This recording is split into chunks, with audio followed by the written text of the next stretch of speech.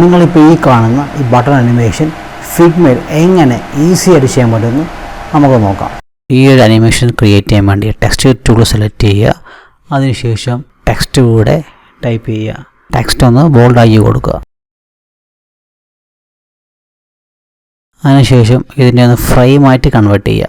ഫ്രെയിമായിട്ട് convert ചെയ്തതിന് ശേഷം ഇതിനെ ബട്ടൻ്റെ ഒരു ആകൃതിയിലേക്ക് കൊണ്ടുവരാൻ വേണ്ടി ബാക്ക്ഗ്രൗണ്ട് കളർ ഒന്ന് ഫിൽ ചെയ്യുക. അപ്പോൾ ഞാൻ ബട്ടൺ ഒന്ന് ജസ്റ്റ് ഒന്ന് വലുതാക്കുക. അതിൻ്റെ റേഡിയസ് ഒന്ന് കൂട്ടി കൊടുക്കുക. ഇപ്പോൾ ഇതൊരു ബട്ടണായി ക്രിയേറ്റ് ചെയ്ത് കഴിഞ്ഞു. ഇനി നമുക്ക് ചെറുതായിട്ട് ഒരു സ്ട്രോക്കും കൂടെ നമുക്ക് ഇതിൽ അപ്ലൈ ചെയ്യാം.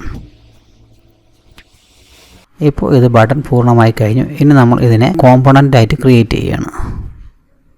ശേഷം നമ്മൾ ഇതിൻ്റെ തന്നെ കുറച്ച് വേരിയൻറ്റും കൂടെ ക്രിയേറ്റ് ചെയ്യുകയാണ്. അതിനായിട്ട് ആ ഫ്രെയിം ഒന്ന് സെലക്ട് ചെയ്യുക. ഈ ബട്ടൺ ക്ലിക്ക് ചെയ്യുമ്പോൾ നമുക്ക് കുറച്ച് വേരിയൻറ്റ് ഇവിടെ ക്രിയേറ്റ് ചെയ്യാൻ കഴിയും.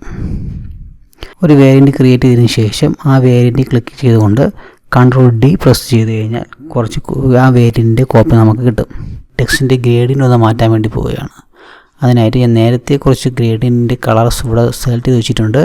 അപ്പോൾ ഓരോ ടെക്സ്റ്റ് സെലക്ട് ചെയ്തതിന് ശേഷം ആ ഗ്രേഡിയൻറ്റിനെ കളർ നമ്മളിവിടെ ഈ ടെക്സ്റ്റിലേക്ക് അപ്ലൈ ചെയ്യാൻ വേണ്ടി പോവുകയാണ്. ടെക്സ്റ്റ് സെലക്ട് ചെയ്തതിന് ശേഷം ഗ്രേഡിയൻറ്റ് ക്ലിയർ സെലക്ട് ചെയ്യുക. ശേഷം 3-4 ഗ്രേഡിയൻ്റെ പോയിൻ്റ് ഒന്ന് സെലക്ട് ചെയ്ത് കൊടുക്കുക.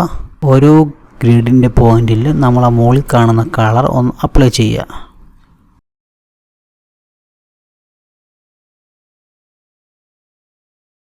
ഇനി ഈ ഗ്രേഡിൻ്റെ കളറെല്ലാം അപ്ലൈ ചെയ്തതിന് ശേഷം ഇനി ശ്രദ്ധിക്കേണ്ട ഒരു കാര്യം, നമ്മളിപ്പോൾ ചെയ്ത ടെക്സ്റ്റ് എഫക്റ്റ് അടുത്ത ആ ബട്ടണിലും കിട്ടണം. അതിനായിട്ട് നമ്മൾ ആ ഗ്രേഡിയൻ്റെ ആ ടെക്സ്റ്റ് എഫക്റ്റ് കിട്ടാൻ വേണ്ടി ആ ടെക്സ്റ്റിനെ ഒന്ന് കോപ്പി ചെയ്ത് അടുത്തതിലേക്ക് പേസ്റ്റ് ചെയ്യുക. അതായത് അടുത്ത ബട്ടണിലേക്ക് പേസ്റ്റ് ചെയ്യുക. ഇങ്ങനെ പേസ്റ്റ് ചെയ്തതിന് ശേഷം പിന്നെ ഫില്ലിൽ പോയതിന് ശേഷം ആ ഗ്രേഡിയൻ്റെ സെറ്റിങ്സ് ഒന്ന് മാറ്റി കൊടുക്കുക.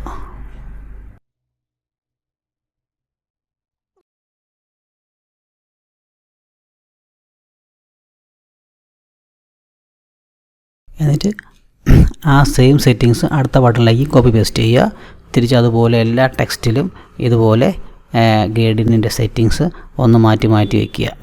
ഇതുപോലെ ടെക്സ്റ്റ് എഫക്റ്റോട് കൂടിയുള്ള എല്ലാ സെറ്റിങ്സും എല്ലാ ബട്ടണിലും സെറ്റ് ചെയ്തതിന് ശേഷം പ്രോട്ടോടൈപ്പിൽ പോവുക. ശേഷം ഓരോ ഫസ്റ്റ് ബട്ടൺ ക്ലിക്ക് ചെയ്തതിന് ശേഷം ആ പോയിൻ്റ് പ്രസ് ചെയ്ത് അടുത്ത ബട്ടണിലേക്ക് കണക്ട് ചെയ്യുക. ശേഷം ആ 1 ക്ലിക്ക് എന്ന് പറയുന്നത് മാറ്റി ആഫ്റ്റർ ഡിലേ ആക്കുക.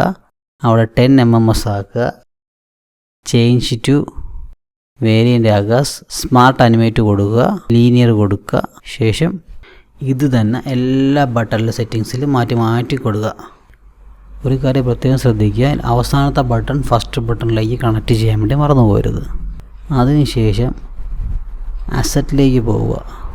അസറ്റിൽ നിന്ന് കോമ്പണൻറ്റ് നമ്മൾ ഡിസൈൻ ഫ്രെയിമിലേക്ക് ഒന്ന് ഡ്രാഗ് ആൻഡ് ഡ്രോപ്പ് ചെയ്യുക. ഡ്രാഗ് ആൻഡ് ഡ്രോപ്പ് ചെയ്തതിന് ശേഷം നമുക്കത് അനിമേഷൻ വ്യൂ ചെയ്യാം. ആ ഫ്രെയിം ഒന്ന് സെലക്ട് ചെയ്യുക. അതിനുശേഷം പ്ലേ ബട്ടൺ ഒന്ന് പ്രസ് ചെയ്ത് കഴിഞ്ഞാൽ നമുക്കിതിൻ്റെ അനിമേഷൻ ബട്ടൺ കാണാൻ പറ്റും.